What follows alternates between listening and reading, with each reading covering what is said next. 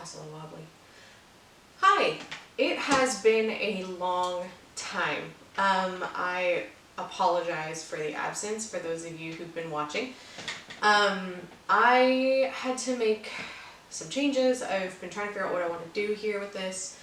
And I've decided for a small rebranding, or redirectioning.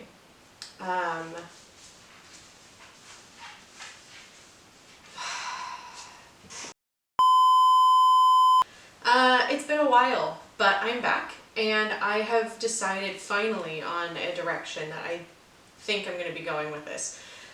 It may change, that's what happens, but right now I think we're going to readjust a little bit because yes, I do witchy stuff, yes, I drew tarot, yes, I find tarot cards absolutely fascinating, but down in my core self, I'm an artist and I'm a maker.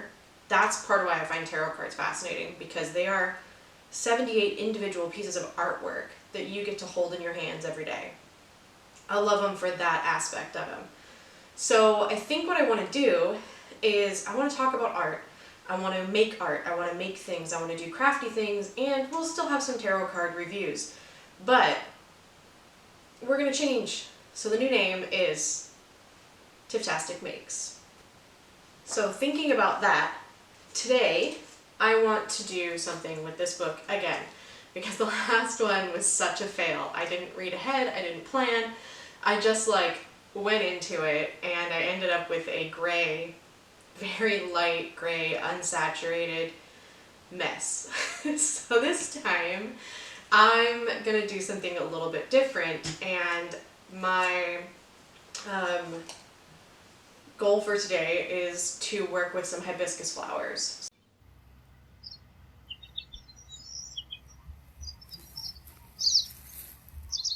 So I want to go back to this book today. This is Wild Color by Jenny Dean, and it is a whole guide on using natural plant-based materials to dye fabrics and how you go about the process. A lot of really good information here. I really like this book, it's pretty cool. So there's hibiscus in here, and over the summer my mom has been growing hibiscus and letting me take the flowers. At the end of the day, the flowers only bloom for a single day, and at the end they start to close and kind of droop down. So at the end of that day I've been going and collecting the flowers and drying them out, and they're so dark. I've also got some food grade ones that I bought, and so I've been using those as well for other things in the last 8 or 9 months or so, and it gives such a good fuchsia color when mixed with witch hazel for I've been using it for hair and skin supplies. So I wanted to try and make this dye. I've got some cotton embroidery thread, and I've got some cotton quilting fabric, and I'm going to be dyeing it with the goal of getting this eggplanty maroon here. And this is going to be using just the fabric straight in the pot with the dye, and then also an iron modifier, and that iron modifier is going to help to deepen and darken that color. I've previously made an iron modifier liquid by taking some rusty nails, soaking it in a solution of vinegar and water, and that draws out all the iron from those nails.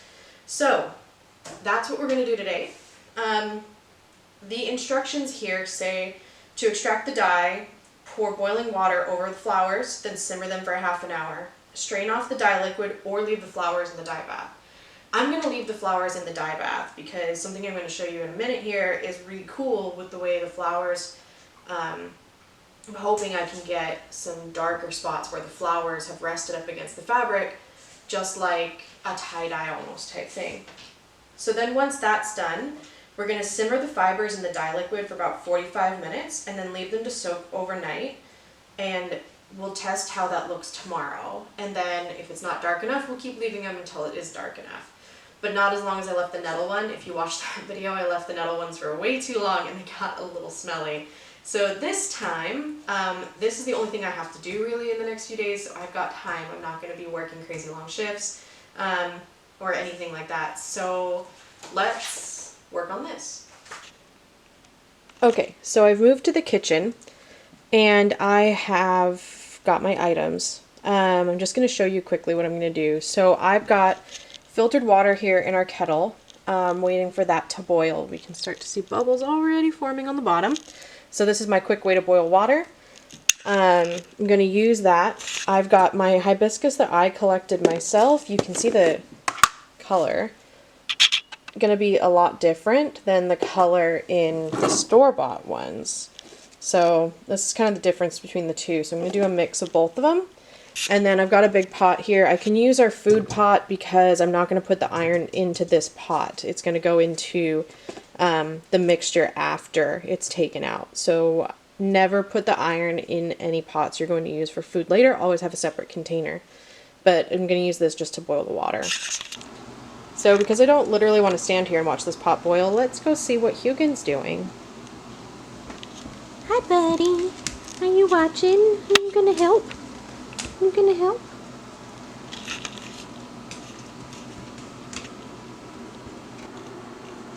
It's finally doing something. Oh my god.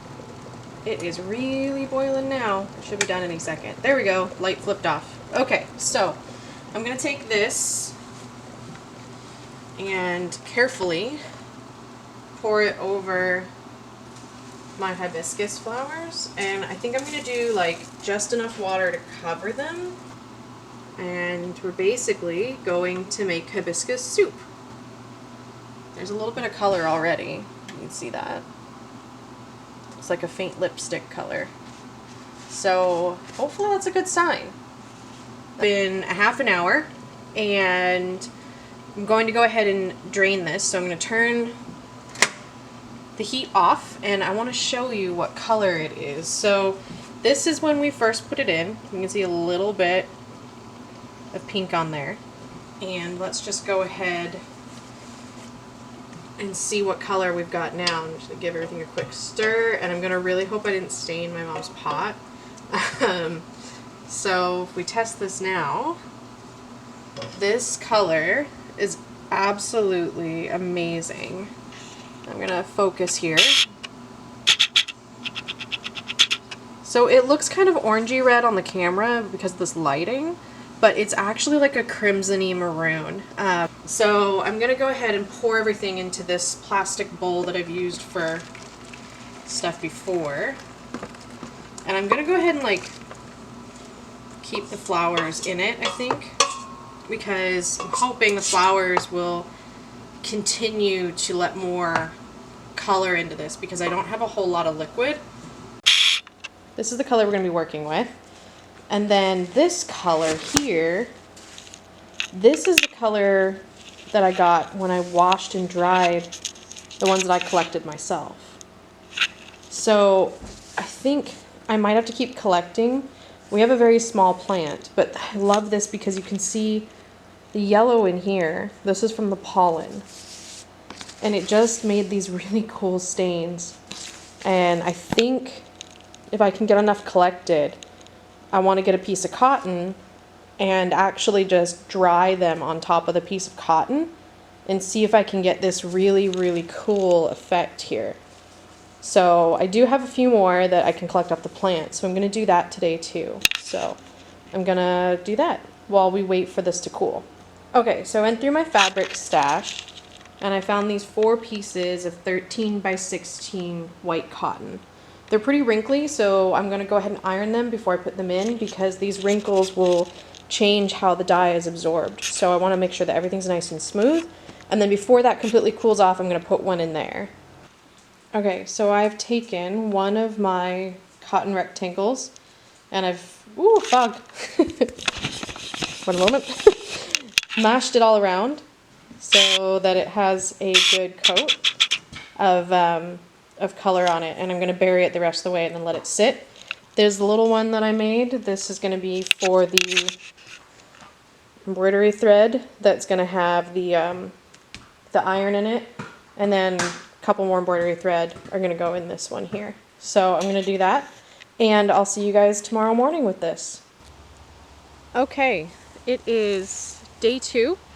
The yarn has sat overnight. Welcome to my lovely backyard that's very brown and not so green and lush, but it's the peak of summer, so it is what it is.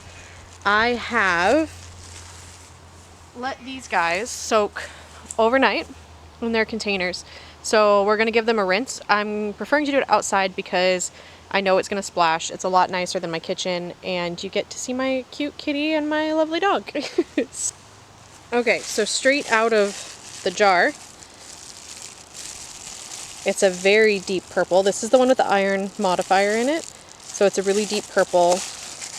What I'm going to do is I'm going to go ahead and give it a rinse in cold water just to get the excess off, and then bring it inside and do a little cold water and woolite wash. I said it was cold water. This is very hot in the hose. There's those nice grays coming through from the iron. It's going to be really pretty. So a lot of the reds washed out. We've got this really nice purpley gray. Here's our cotton square test piece. So very pretty color. Those hibiscus flowers, and we have a very crimson color here. I'm excited about this. Look at this. This is going to be gorgeous. Let's hope it rinses well. So a couple of rinses and it's pretty close to done shedding color.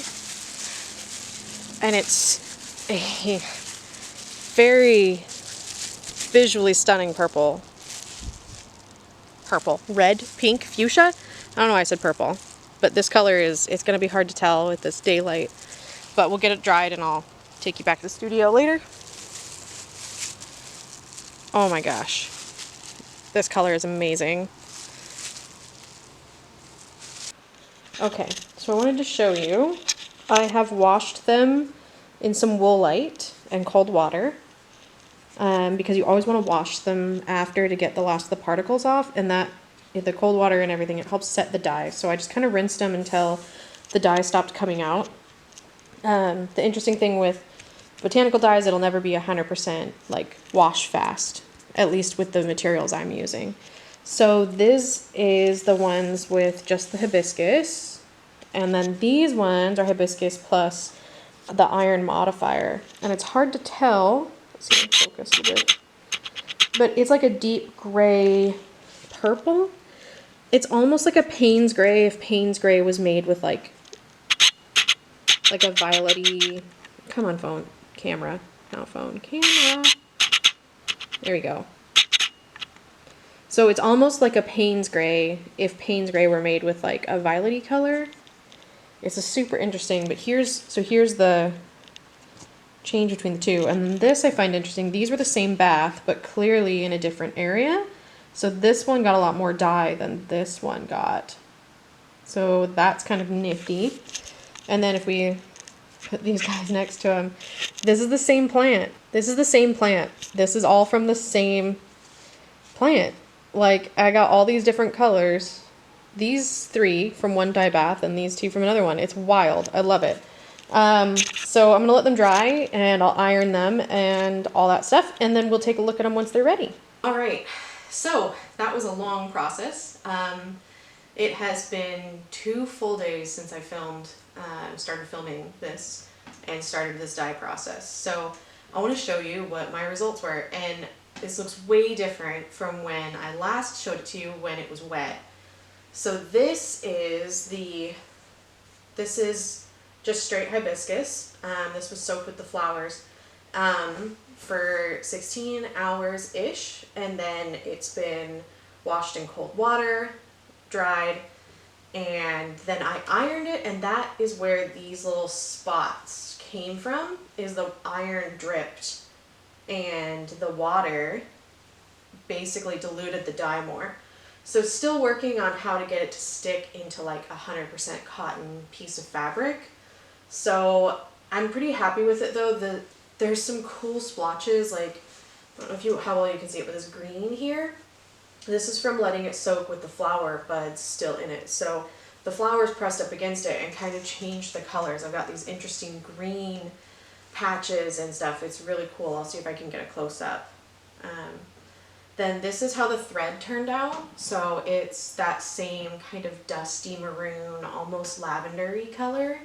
I just like wound them into little things so they're manageable. I'm really pleased with those.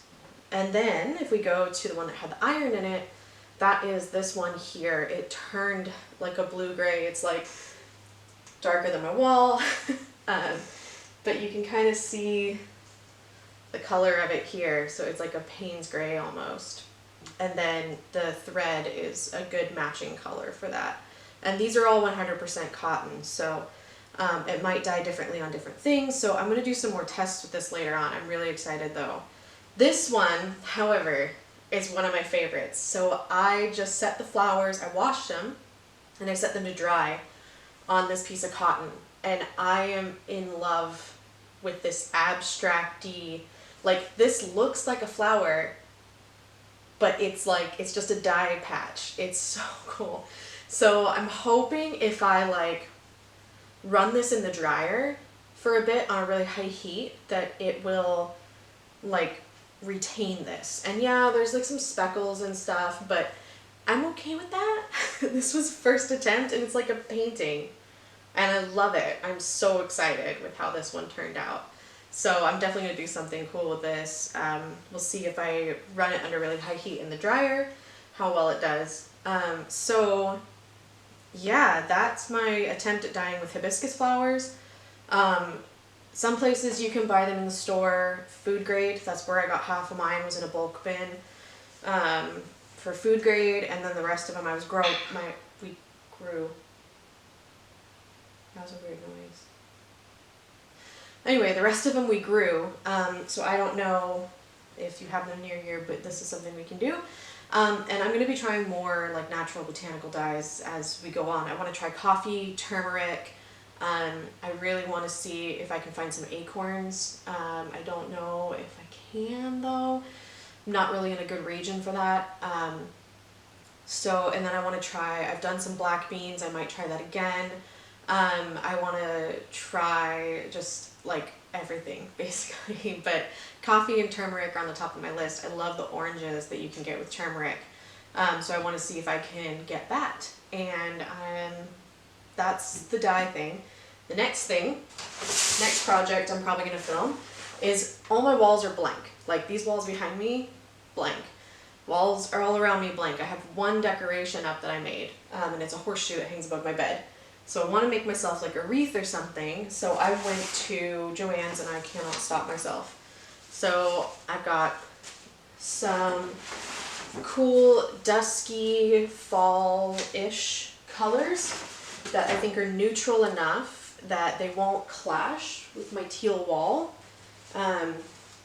So I'm excited for that. I think these will look really great on my teal wall here. So, and then of course one of these, and they're all gonna go on this. So that's gonna be my next project. I'm gonna film that, and hopefully you guys enjoy it. Hopefully you enjoyed this, and thanks for watching.